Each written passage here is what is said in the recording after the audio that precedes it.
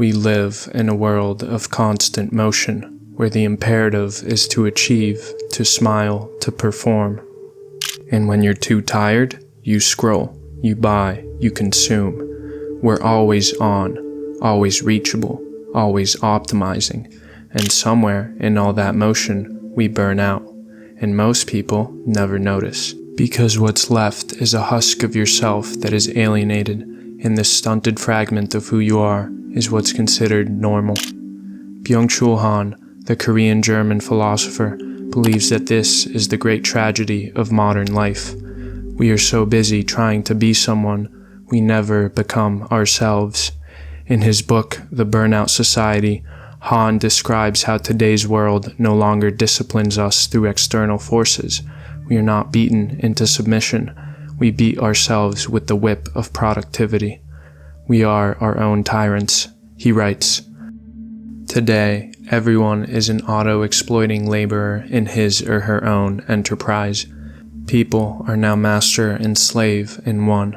Even class struggle has transformed into an inner struggle against oneself. In other words, you are your own boss and your own prison warden. No one is yelling at you to become more successful, more positive, more productive. You're doing it to yourself. That's what makes it so insidious. Hustle culture sells us the illusion of freedom. You're building your brand, you're chasing your dream, but in reality, you're chained to a performance, and the worst part, you think it's your choice. Everywhere you look, it says, you got this, keep grinding, no excuses. This is the language of positivity.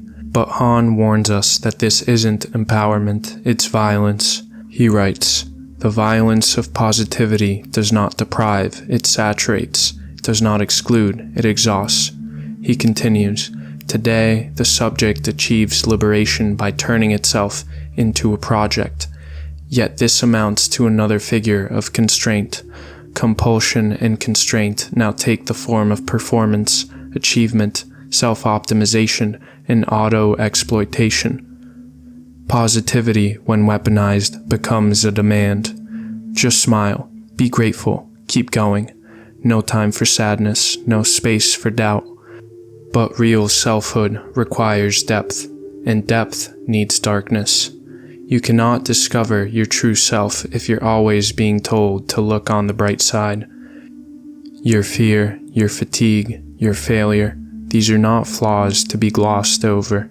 They are signals from a self you've forgotten how to hear. You've grown used to dealing with these emotions by scrolling, by buying meaningless trinkets, rather than to sit with them in stillness. Instead of sitting with these signals, we ignore them, suppressing them through scrolling and consuming. Han argues that our inner life is being eroded by a simple fact. We never stop. Rather than be still, we multitask. Our thinking loses depth and quality. Perception becomes desensitized. Time races. What happens when we can no longer dwell in silence?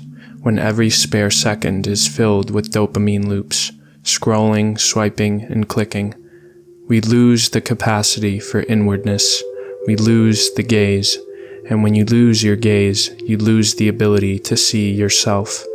Finding your true self is not a goal you can chase. It's something that emerges when you stop chasing. Han would say, we do not need more motivation, we need more stillness. Stillness is not laziness, it's not passiveness, it's depth. It's the power to sit with yourself and not need anything. It's the kind of quiet in which something sacred can speak. Han emphasizes the importance of rituals, these markers in time that ground us. The slow morning, going for a walk, cleaning your house. Han writes, rituals turn the world into a reliable place. They are to time what a home is to a space. They render time habitable. But now we no longer dwell. We race, we produce, we perform. Our lives are measurable, but not meaningful. We have calendars, metrics, and followers, but we do not have peace.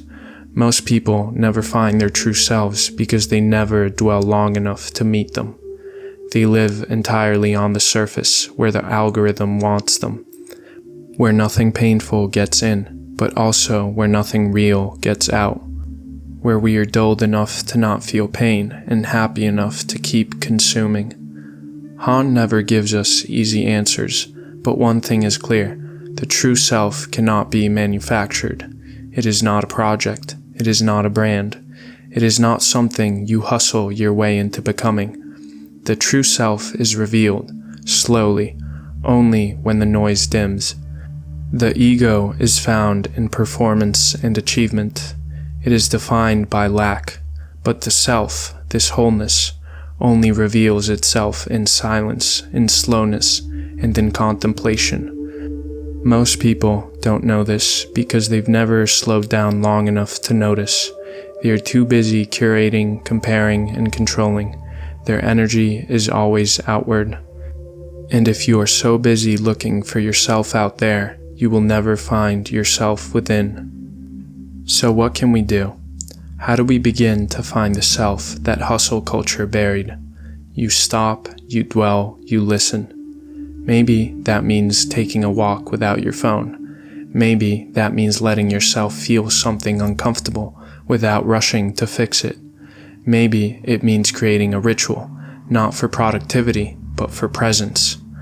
Han does not call us to action, he calls us to attention, to relearn how to be present in a world that is constantly trying to pull us away. You will not find your true self in your to-do list. You will not find it in your follower count.